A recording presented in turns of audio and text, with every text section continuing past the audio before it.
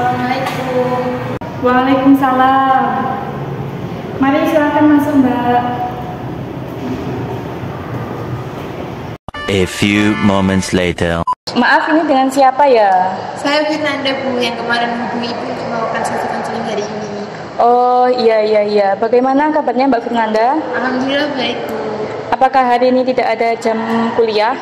Hari ini kebetulan kosong, Bu. Jadi saya memutuskan untuk menghubungi menemui Ibu hari ini. Ya. Baiklah, sebelumnya apakah Mbak Fernanda pernah melakukan konseling? Belum pernah, Bu. Oh, baik.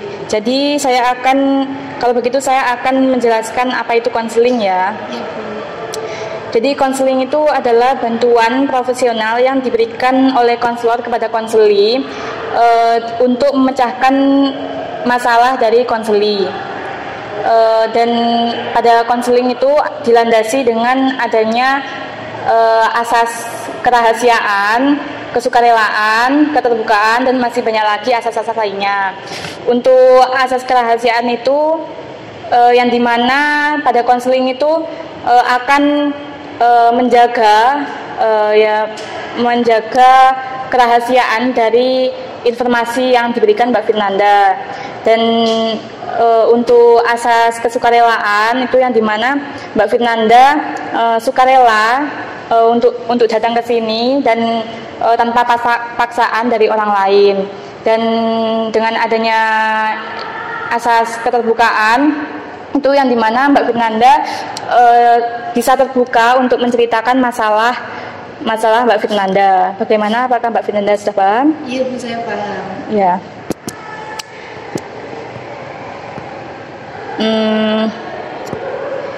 Seperti kesepakatan kita kemarin, hari ini kita akan melaksanakan konseling selama 15 menit. Dengan adanya waktu yang singkat ini, maka kita sebaiknya memanfaatkan waktu dengan baik dan ya pokoknya Mbak Fernanda bisa leluasa lah menceritakan masalahnya.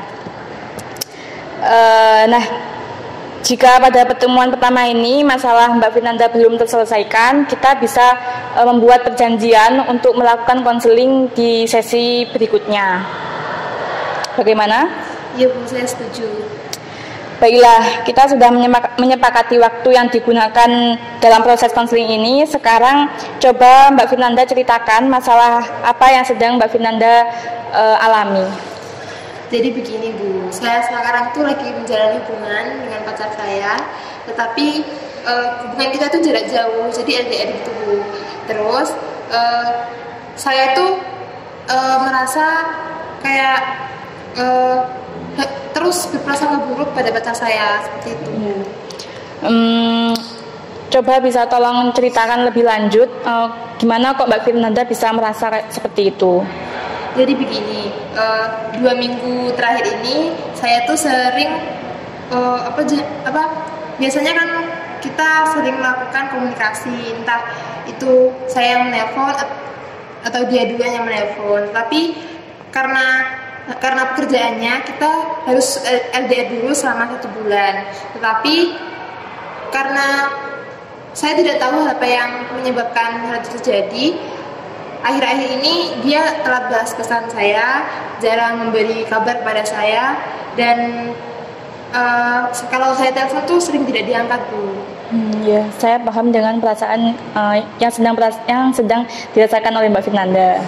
Jadi saya tuh cemas, Bu, dan terus memikirkan kemungkinan bahwa dia tidak setia dan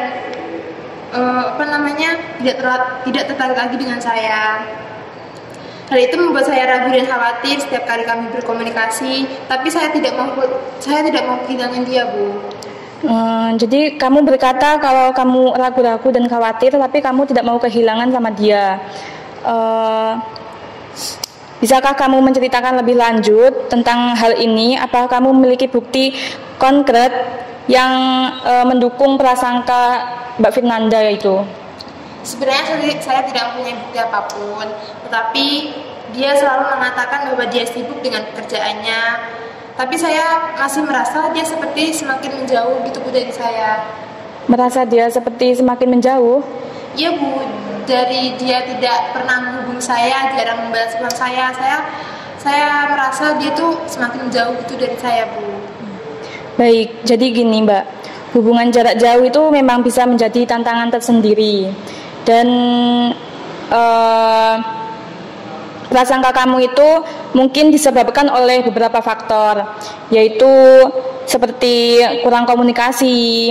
Jadi komunikasi yang kurang baik dapat menyebabkan kesalahpahaman dan prasangka Mbak Firnanda. Lalu faktor yang kedua itu ketidakpercayaan. Ketidakpercayaan dalam hubungan dapat menyebabkan pasangan merasa tidak aman dan rentan terhadap prasangka. Lalu ada faktor kecemasan. Kecemasan akan kehilangan pasangan juga dapat menyebabkan prasangka, gitu. Iya Bu, saya juga merasa komunikasi kami berdua memang kurang baik. Dia juga selalu sibuk dengan pekerjaannya, sehingga dia tidak bisa meluangkan waktu untuk saya. Mungkin ada baiknya Mbak Firnanda mencoba lebih terbuka dan jujur tentang perasaan Mbak Firnanda kepada pacar Mbak Firnanda. Komunikasi terbuka sangat penting dalam LDR. Selain itu, coba lawan pikiran-pikiran Mbak Firnanda. Pikiran Mbak Firnanda yang hal-hal negatif itu dengan fokus, dan Mbak Firnanda itu harus fokus dengan hal-hal positif dalam hubungan Mbak Firnanda. Ingatlah semua hal baik-baik yang telah Mbak Firnanda dan pacar Mbak Firnanda itu lalui bersama. Justru itu akan dapat memperkuat hubungan Mbak Firnanda dengan pacar Mbak Firnanda. Baik Bu, saya akan mencobanya, dan saya pikir juga saya harus memberikan keterbukaan dan ruang untuk dia menjalani aktivitasnya dan tanpa membuat kita berprasangka buruk satu sama lain. Nah, bagus itu. Membangun kepercayaan satu sama lain dalam setiap hubungan itu juga perlu, apalagi saat menjalani hubungan LDR. Baik Bu, saya akan mencoba membicarakan hal ini dengan dia. Semoga kalian bisa menemukan solusi bersama dan membuat hubungan kalian bisa lebih baik lagi ke depannya. Jangan ragu untuk terus berbicara dan mendukung satu sama lain. Iya Bu, amin. Lalu sebagai kesimpulan akhir dari pembicaraan kita tadi telah membahas masalah yang Mbak Firnanda dengan pacar Mbak Firnanda hadapi, yaitu masalah LDR. Dan hal tersebut membuat kamu penuh prasangka negatif terhadap pacar kamu. Dan begitu kamu harus melakukan komunikasi dengan pacar Mbak Firnanda dengan baik-baik. Lalu Mbak Firnanda tidak lagi muncul adanya prasangka negatif dari hubungan Mbak Firnanda dengan pacar Mbak Firnanda. Baik Bu, saya paham. Karena waktu pertemuan telah habis, kita akhiri sekian. Dan jika kamu merasa membutuhkan bantuan lagi, bisa menghubungi saya lagi.